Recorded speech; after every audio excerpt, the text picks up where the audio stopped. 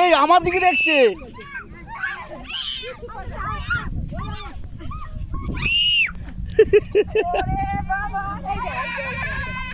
কিছু করবে না মিঠি, আর দূরত্বে দেখ।